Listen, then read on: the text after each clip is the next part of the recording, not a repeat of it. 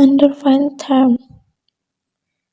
Dalam buku The Element, karya Bapak Geometri yaitu Euclid, terdapat istilah primitif yang merujuk pada konsep-konsep sederhana yang mudah dipahami, namun sulit untuk dibuatkan batasannya. Kemudian, para ahli geometri modern mengelompokkan konsep-konsep tersebut ke dalam istilah-istilah yang tidak dapat didefinisikan atau undefined. Klasifikasi konsep-konsep geometri dalam unsur-unsur struktur pembentukannya itu ada 4. Yang pertama tuh unsur-unsur yang tidak didefinisikan.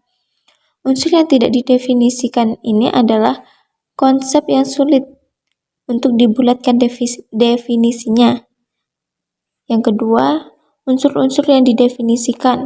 Unsur-unsur yang didefinisikan ini adalah konsep yang mempunyai definisi atau batasan, sehingga definisi konsep-konsepnya itu jelas dan tidak mempunyai makna ganda. Yang ketiga itu aksioma atau postulat.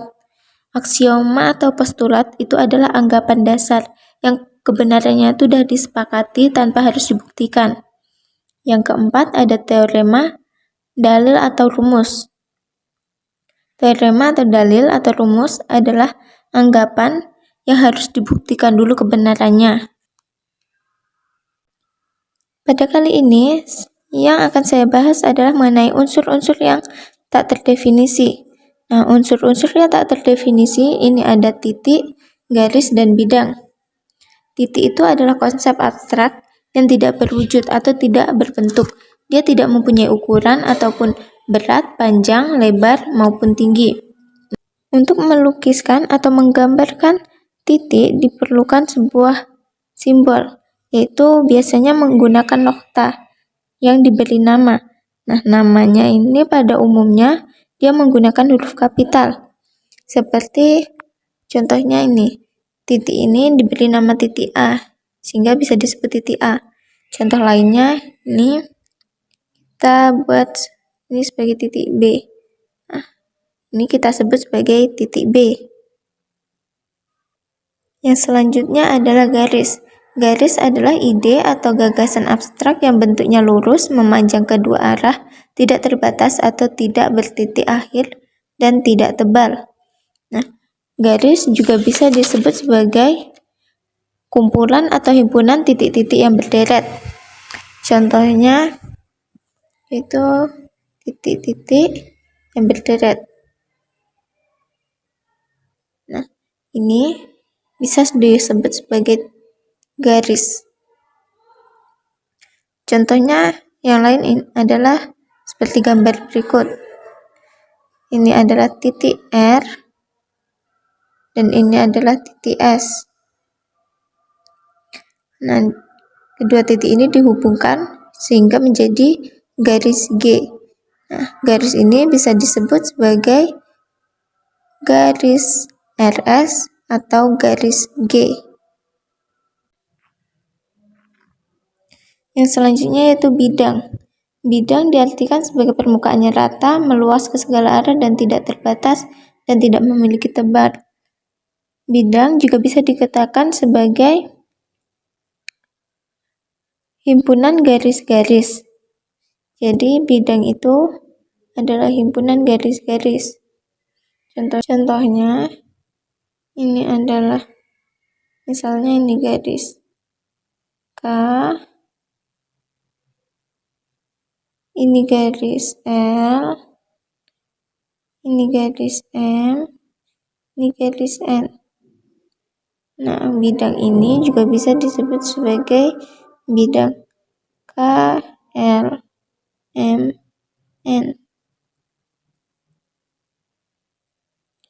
Atau juga bisa disebut sebagai bidang A. Selanjutnya yaitu keberadaan atau hubungan titik dengan bidang dan garis, serta garis dengan bidang. Yang pertama, titik terletak pada garis. Nah, titik dikatakan terletak pada garis apabila titik itu berada pada garis. Contohnya, titik A, dia berada. Contohnya, Misalnya ini garis K. Nah, dalam garis K ini di sini tuh ada titik A misalnya. Nah, titik A ini dia dikatakan terletak pada garis. Selanjutnya itu titik terletak di luar garis.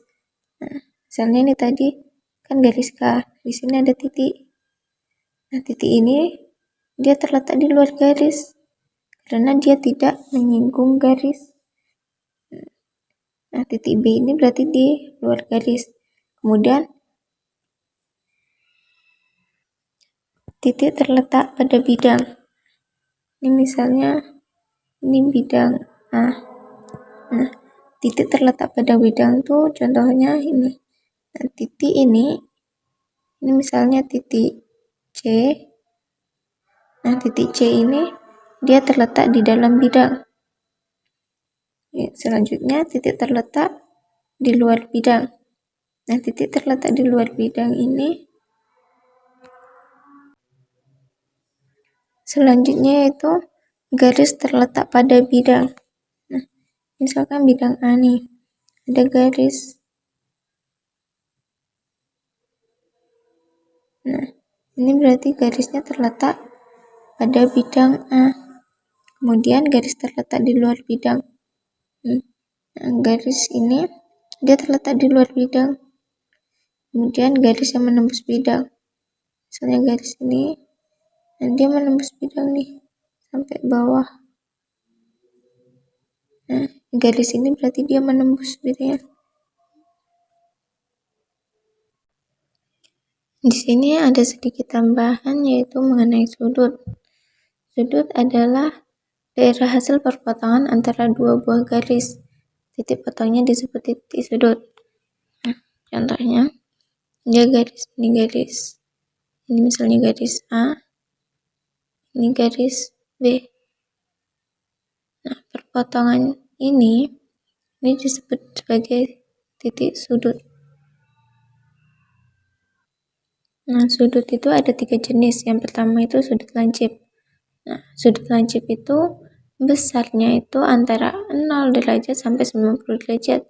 Jadi misalnya sudut ini sudut 45, berarti dia itu sudut lancip.